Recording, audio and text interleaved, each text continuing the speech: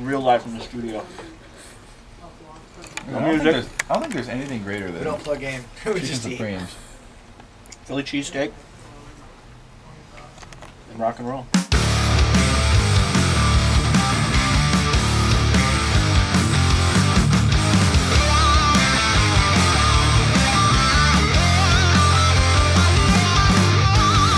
You're starting it again. You're always pissed out of control.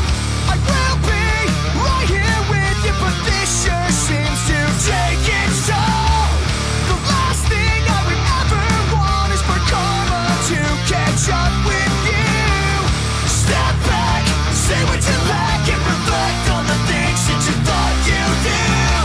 Think about what they're doing and the lives that you will ruin. It's not too late. Contemplate. Try and recover from the things you discover. If it wasn't for the fans, Nixon Rodeo wouldn't be anywhere where we are right now. I don't even think we'd be able to make a second album because we're broke. You gotta pay for that stuff. Without the fans, Nixon Rodeo would just be another band playing in our garage.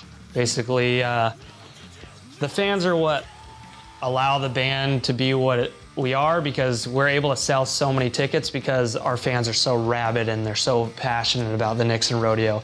They want to be a part of it. They feel like when they go out, it's an event for them, and it's their favorite thing to be looking forward to is the Nixon Rodeo show, and they're the ones that are spreading the words, and word of mouth is the biggest marketing tool that we can have. There's not one fan of Nixon Rodeo who doesn't tell another fan about it. Like, I always have people tell me that they learned about it from one of their friends, and so, you know, when they got Made to Bleed, they just all started telling each other.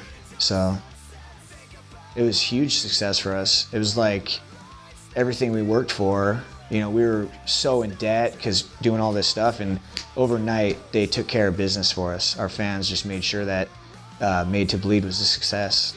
I guess, you know, the fans, I just didn't want to let them down on this album. So, you know, after how well they welcomed me into the band and how awesome they are, and like my first show was just hugs and high fives all around by everybody, and I was like, wow, this is like a family, you know?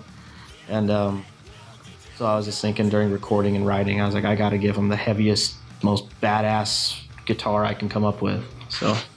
Coming into a band that was already established with a fan base, it was crazy to be accepted by all these fans without them even knowing me. It was just like, hey, who are you? You know? And, oh, you're in the band now? Awesome. And they give me hugs and take pictures and high fives, and it's like I'm part of a family that I didn't even know was out there, you know? So that was pretty cool. I pick up on the words you're saying, so what I knew it all. I pick up on the words you're saying. Not Just a Song was a song about, I have anxiety sometimes, and sometimes I don't deal with it so well, and, you know, Not Just a Song was a song that I wrote to help myself express how I handle anxiety, you know. Get the message, I guess I just closed my eyes. The future, it changes. The best way to kill your past is exactly the way you listen to the lyrics, and you'll know exactly what the song's about. It's just a matter of which member is it about.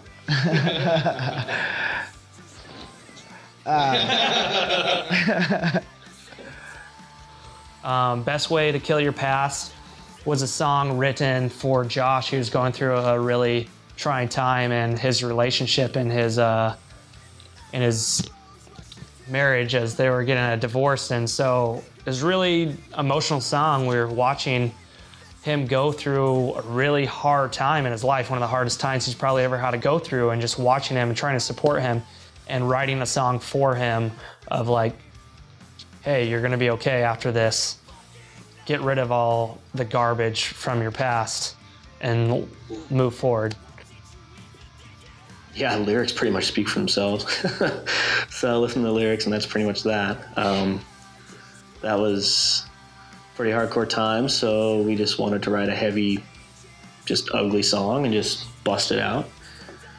So that's how we came out with Best Way to Kill Your Past.